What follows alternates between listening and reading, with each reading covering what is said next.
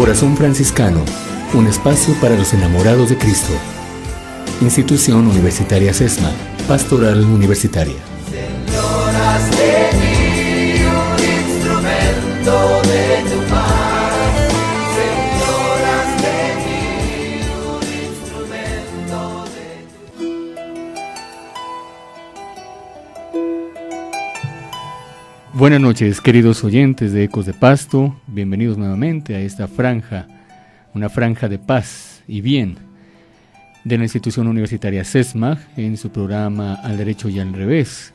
Gracias a nuestro decano Julio Rivera Vallejo, decano de la Facultad de Ciencias Sociales y Humanas, que nos brinda este espacio para poder transmitir un mensaje de amor, un mensaje cristiano a todos ustedes hoy jueves 6 de marzo. Estamos en el estudio de aquí de la sede de Ecos de Pasto, los hermanos franciscanos Darío Narváez, William Criollo y quienes habla Heldrich Melo, que trabajamos en pastoral de la institución universitaria SESMA. Bienvenidos y un saludo muy especial para todos ustedes. Muy buenas tardes, querido Radio. Una vez más nos encontramos para traerles el mensaje fresco de Francisco de Asís, el mensaje fresco de Jesús de Nazaret, el Evangelio vivo, para que también pueda sembrarse esa semilla en sus corazones y dé abundante fruto, un fruto que lleve a una buena vida y una vida en abundancia. Un cordial saludo a ustedes y les invitamos a que el día de hoy en este espacio reflexionemos un poco sobre la palabra de Dios viva, la palabra de Dios que se hace vida en cada una de nuestras acciones, en cada una de las cosas que nosotros compartimos a diario con nuestra familia, con nuestro grupo de trabajo, con cada una de las personas que tenemos a nuestro alrededor. Así que aprovechemos este espacio, reflexionemos, pensemos y vivamos mejor. Un saludo muy especial también a la comunidad de hermanos menores capuchinos, a nuestro rector, Fray Rafael Gutiérrez Tarrifa, de la comunidad de hermanos menores capuchinos, rector de la institución universitaria SESMA y de la Asociación Escolar María Goretti, su director general. Saludos también a Julito, que también nos acompaña hoy en este tema tan importante, una motivación que hemos venido a hacer, Julito, acerca de lo que es la posición del cristiano frente al medio político, ya que estamos a vísperas, ¿sí?, de un acontecimiento tan importante como es el de este domingo, donde muchos colombianos y colombianas se concentrarán en las urnas para elegir a aquellas personas que ellos creen convenientes para dirigir, para promover, para controlar la ley en este país. Tengo entendido que es por ese lado el papel del Congreso exactamente, ¿no? El papel del Congreso, un control político, ¿sí? Y su presencia aquí es supremamente importante para ilustrarnos. Perfecto, muy amable a ustedes, compañeros de Pastoral Universitaria, gracias Heldrich. Pues realmente sí, es muy interesante lo que usted nos plantea como temática para esta noche. Hay distintas posiciones, pensamientos a veces divergentes en lo que tiene que ver con la política. Hay muchas definiciones. A mí me gusta mucho una que encontré de un autor, Juan Esteban Costaín Croce, quien manifiesta que la política es la búsqueda del equilibrio entre fuerzas contrapuestas. Me gusta muchísimo, porque realmente se va a algo diferente a lo que tradicionalmente se ha pensado que es la política y que se confunde con la politiquería. Hay mucha gente que dice, no, es que yo no soy político, a mí no me gusta la política, los políticos todos son corruptos, todos son ladrones, ellos piensan primero en sus intereses o únicamente en sus intereses, pero no piensan en el pueblo. Hay comentarios en serio y otros medio en serio y medio en broma, ¿no? Hay quienes, por ejemplo, en este momento dicen, vea, ¿usted sabe el 10 de marzo dónde consigue al doctor tal o dónde consigue a la doctora tal? En ningún lado, porque hasta el 9 de marzo van a estar abiertas las sedes políticas, a las 12 de la noche se cierran y los líderes, la mayoría cambian el número de celular, entonces el 10 de marzo no los consigues nadie, ¿cierto? Esa es como la concepción que muchos tienen de la política. Realmente eso no es política, es politiquería. Mire que nosotros, los seres humanos, no somos iguales. Tenemos el derecho y la igualdad ante la ley, pero somos por naturaleza diferentes, unos más altos, otros bajitos, unos gorditos, otros flaquitos, unos buenos para las matemáticas, otros buenos para la filosofía, unos buenos para el fútbol, otros para el básquetbol, ¿cierto? Entonces somos diferentes, hay brechas entre nosotros. Entonces, como somos diferentes, se necesita de la política, y la política necesita del derecho, por ejemplo, para tratar de cerrar las brechas o por lo menos para establecer puentes. Un principio general: a los que más tienen hay que cobrarles más impuestos para poder subsidiar las falencias de los más pobres, ¿cierto? Para eso es la política, y está bien que así sea, ¿no? Entonces, hay diferentes visiones y posiciones. Estamos en vísperas de elecciones, y yo diría que usted me coge, como se dice popularmente, a quemar ropa, ¿no? Porque esto no ha sido concertado, no ha sido acordado, pero listo, me parece supremamente interesante. Yo diría que si vamos a hacer como una relación entre la política y la religión, nuestra religión, orgullosamente nuestra religión católica, yo le diría que los católicos, ¿cierto?, tenemos la obligación moral, porque no legal, ¿cierto?, de participar, ¿cierto? La religión católica, por ejemplo, ¿por qué propende? Por el bien común. Entonces no nos podemos aislar, decir, es que a mí no me importa. Yo el domingo de elecciones me voy a Chachagüí, ¿cierto?, a una piscina, ¿cierto? O me encierro a leer, muy agradable leer, o a ver películas, y me olvido del mundo, allá que se maten entre los demás, ¿cierto? Yo no estoy buscando puesto, no he llevado hoja de vida a ningún directorio político, no estoy detrás de ninguna prebenda. Tengo trabajo, afortunadamente, entonces, ¿para qué me voy a meter en eso? Yo creo que la religión católica es todo lo contrario al individualismo, ¿no? Claro, porque sí, buscamos el bien común, debemos propender por el bien común. Precisamente, Julito, y gracias por ese enorme aporte, nosotros traemos un mensaje de precisamente cuál es el papel del cristiano católico, de aquella persona que ama a Dios, que sigue a Cristo en ese medio político. Y para eso, nuestro hermano Darío, vamos a iniciar por donde es, ¿no? Con la palabra de Dios. En la carta de San Pablo a los Romanos encontramos por allá en el capítulo 13 y en el versículo 1 nos dice: cada uno en esta vida debe someterse a las autoridades, pues no hay autoridad que no venga de Dios, y los cargos públicos existen por voluntad de Dios. Muy bien. Partimos desde ese primer versículo, porque tenemos unos dos más, además de un documento que es de la Iglesia Latinoamericana, que es el documento de Aparecida. Partamos de un hecho: el ser humano es un ser, por su naturaleza es político, ¿cierto?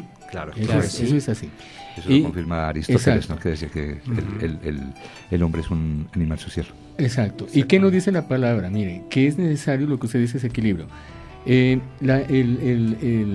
texto que acaba de leer nuestro hermano Darío nos enuncia que toda autoridad, porque ya en el ejercicio político debe haber autoridad y un orden, obviamente, como seres sociales necesitamos orden, ¿sí?, viene de Dios. Sí, así lo dice. Todos los cargos públicos existen por voluntad de Dios. Por voluntad de Dios.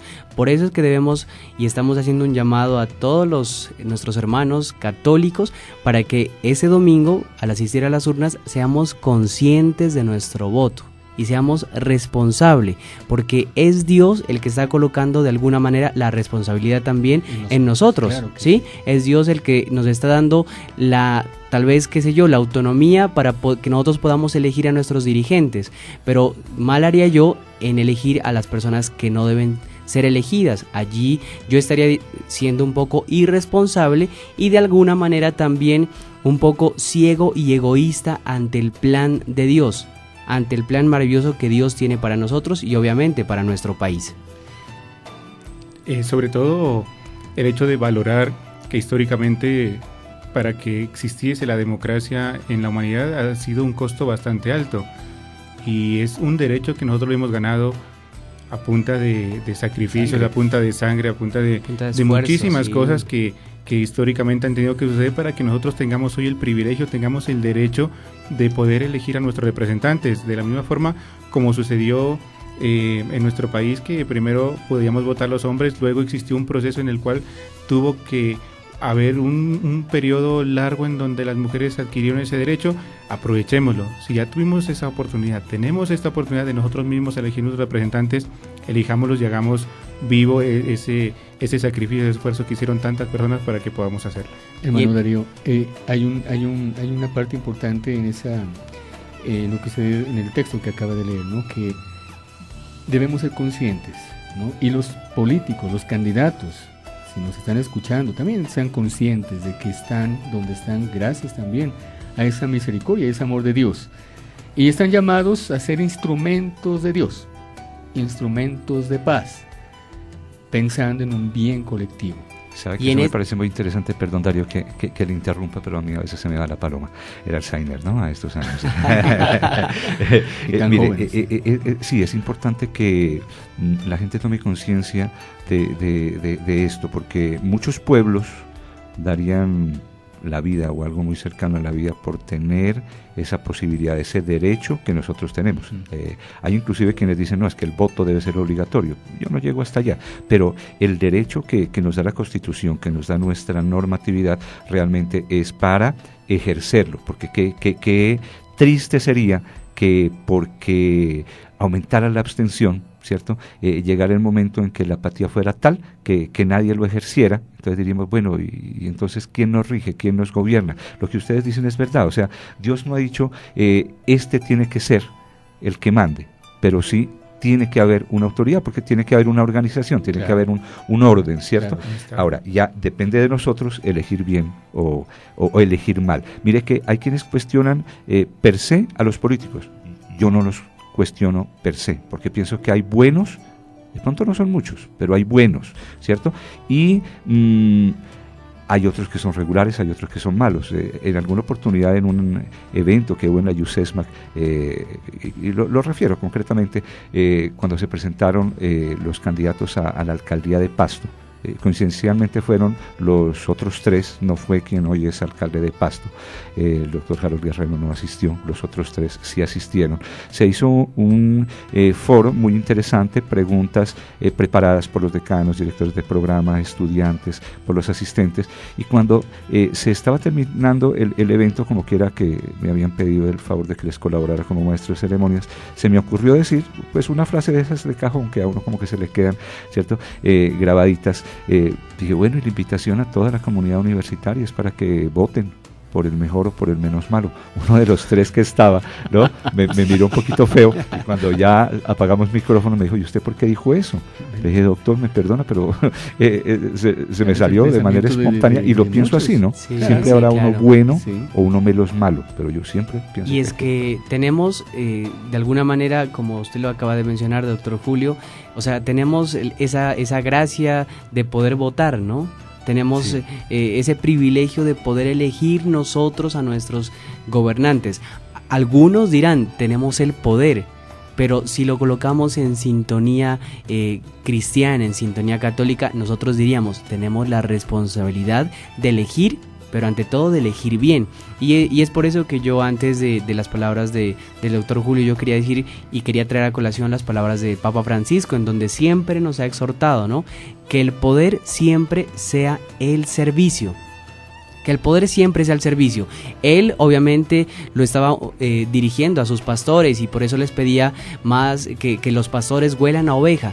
Pero ahora nosotros, si lo enfocamos un poco a nuestros gobernantes, podríamos decir tranquilamente que nuestros gobernantes huelan a pueblo, porque no es solamente ir a visitar a las comunidades y a los barrios cuando estamos en elecciones y saludar a todo el mundo y que todo el mundo me abrace y que todo el mundo me dé la mano y concederle favores a todo el mundo, no, sino que después de haber sido elegido, pues que yo también sea responsable con mi elección y pueda visitar a las comunidades que necesitan, a esa gente que me eligió con responsabilidad y con tanto, qué sé yo, confianza puesta en cada uno de los gobernantes, en cada uno de los dirigentes, y pues que mejor después de que uno sea elegido, que se note que yo voy a poder pues responder a esta confianza que el pueblo y que los votantes me han depositado. Ahora, mire, lo que sí no podemos ser es incoherentes. Por ejemplo, si somos católicos, ¿cierto? Mal podríamos, coloco un ejemplo, votar por alguien que proponga la pena de muerte. ¿cierto? O que proponga el aborto, Por ejemplo. la ¿cierto? eutanasia, Exacto. el Entonces, matrimonio ujú. Del sí, mismo género, sí. el mismo género, el LGTB y todo el cuento, ¿no? Exacto, entonces uno tiene que ser coherente, ¿cierto? Y dentro de quienes están identificados con esos grandes principios, con esos grandes postulados de la Iglesia, pues hay una gama amplia para escoger, y de todos los partidos, de todos los movimientos, azules, rojos, verdes, amarillos, lo que usted quiera, hay mucho para escoger de verdad, y hay que pensar. Entonces, mire, digamos como la posición mía es la siguiente en ese aspecto. Primero, ser coherentes con que somos católicos y hay que pues votar por alguien que no esté en contra de esos principios católicos, como lo dice nuestro compañero Darío Narváez. Otro aspecto de pronto para tener en cuenta, hombre, vamos a votar para Senado y para Cámara. De pronto, qué bueno, de pronto escudriñar, si no la tenemos muy clara, escudriñar, escarbar, a ver si de pronto encontramos un candidato bueno de Nariño, ¿no? Porque es que esa es otra, mire. Yo soy de aquí de Nariño, de Túquerres, muchos años viví en Cali.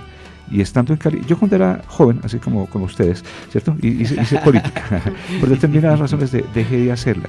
Y cuando dejé de hacerla, ¿cierto? En más de una oportunidad voté por candidatos que yo pensé en su momento que eran buenos y sigo convencido en que fueron buenos en su momento.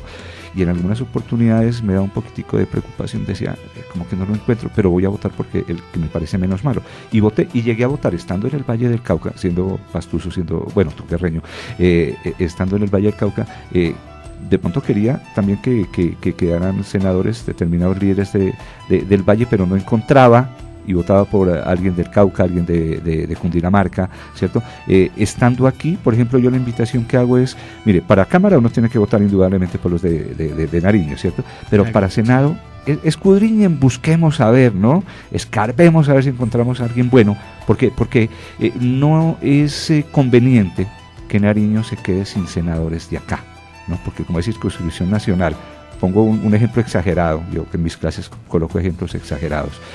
Pero mire, aquí ya todo el país han ido candidatos al Senado de todas las regiones. Aquí han venido, así como ha venido, por ejemplo, el exgobernador de Nariño, Antonio Navarro, a hacer campaña en su tierra, sí. Pues han venido líderes de otros departamentos, ¿cierto? De Cundinamarca, de Norte de Santander, de Antioquia, sí, del Valle, ¿no? Pongamos un ejemplo hipotético. ¿Qué tal que todos esos candidatos que vinieron se llevaran todos los votos de Nariño y los candidatos nariñenses, Nariño, claro, ¿cierto? Quedaran con cero votos, ¿no? Nos quedaríamos sin representación en el Senado, ¿no? Sería dramático. Entonces, al inicio, rebusquemos. Al inicio decíamos que la idea era no hacer campaña absolutamente por ningún político, y la verdad que esa no es la intención, pero yo creo que sí, este tema se presta para que hagamos una campaña es por un voto responsable.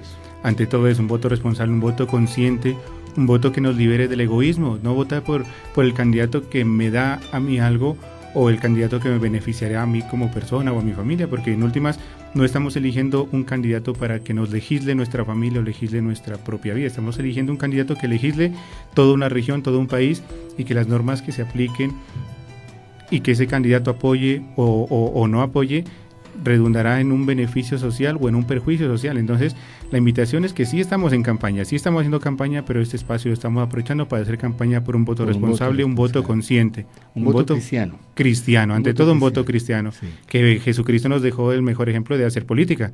Creo que partimos del hecho de que... Perdón que le interrumpa, amigo William, Heldris, una acotación radial. Nosotros sabemos que es ser cristiano, pero por determinadas razones preferiría decir en este momento un voto católico, ¿no? Bueno, sí, un voto católico, con conciencia, con responsabilidad, ¿no? Con coherencia. Con coherencia. Mire que en estos días escuché, y perdón que le corté el viaje al amigo William, yo digo no voy a interrumpir, pero nunca cumplo, como ciertos políticos, ¿cierto? Porque interrumpo.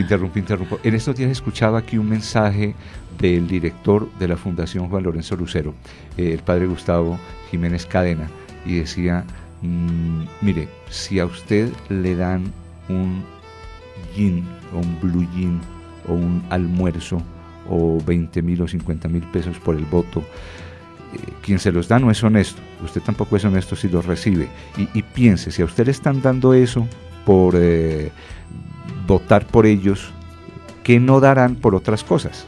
¿Cierto? O sea, para nada son personas recomendables quienes ahorita le están dando, ¿no? Esa es la situación. Sí. Igualmente, a veces se promulga que hagamos un voto desinteresado, pero que tiene que ser un voto interesado. Obviamente el interés tiene que ser el beneficio común, el beneficio de una sociedad, el beneficio de un grupo de población que por consecuencia de una mala elección de un candidato pueden verse perjudicados. Así que nuestra invitación es esa y el Evangelio claramente lo dice, la palabra de Dios lo dice repetidamente y nos ha dado muchos ejemplos de muchos que han optado por este camino y han logrado ser buenos políticos que realmente valoran el valor de su gestión y hacen el bien a la sociedad. También encontramos por acá en la carta de San Pablo a los Romanos, en el capítulo 13 y en el versículo 3 y 4, miren lo que nos dice: no hay que temer a las autoridades cuando se obra bien, pero sí cuando se obra mal. Han recibido de Dios la misión de llevar el bien. Mire qué importante. Y es importante también el autor, ¿no? San Pablo. Y San Pablo, que si hacemos un pequeño recordar de su historia, él parte también como funcionario público. Fue un funcionario público, ¿sí? Fue un ciudadano, un funcionario romano, ¿sí? Que después se convierte, que después entra en esa dinámica de seguir a ese Cristo al que perseguía. ¿Sí? Por eso él es muy ecuánime en sus palabras, porque tiene un conocimiento de causa acerca de la responsabilidad. Mire cómo, claro, aún siendo cristiano, no la aparta de la vida del cristiano, no la aparta, sino que dice: hombre, hay autoridad y esa autoridad viene de Dios y están aquí para hacer el bien. Sí, para hacer el bien. Hay, hermanos, también un documento que es un documento muy importante para la Iglesia. El documento conclusivo de Aparecida, sí, ¿no? Es el de Aparecida, que si recordamos un poco, es en el Congreso del Episcopado de Latinoamérica, celebrado en Brasil precisamente y presidido por el Papa nuestro emérito Benedicto XVI. ¿no? Hay unos apuntes importantes porque ya se nos acaba el tiempo, pero quisiéramos como subrayarlos. Son tres partes que hemos escogido de toda esa gama de propuestas que nos hace Aparecida, pero que nos dice, y eso es importante porque va en consonancia con todo lo que hemos dicho acá, Julito y compañeros. Y para que lo tengamos en cuenta, Radio Escuchas, ¿no? De alguna manera vamos a escuchar algunos apartes, pero entre ellos hay uno que se nos habla de la misión de la Iglesia a nivel político, ¿sí? Y nosotros, rescato las palabras del doctor Julio, al ser católicos debemos ser muy coherentes. El documento dice exactamente eso, dice: la Iglesia es abogada de la justicia y de los pobres, precisamente al no identificarse con los políticos ni con los intereses de partido. Seguidamente dice estas palabras: formar las conciencias, ser abogada de la justicia y de la verdad, educar en las virtudes individuales y políticas, es la vocación fundamental de la Iglesia en este sector. Y los laicos católicos deben ser conscientes de su responsabilidad en la vida pública, deben estar presentes en la formación de los consensos necesarios y en la oposición contra las injusticias. La Iglesia es entonces opositora de las injusticias. Nos despedimos entonces, que el Señor nos bendiga y nos guarde, nos muestre su rostro y tenga misericordia de nosotros, nos mire benignamente y nos conceda la paz. Que el Señor nos bendiga en nombre del Padre, del Hijo, del Espíritu Santo. Amén. A votar con conciencia y responsabilidad.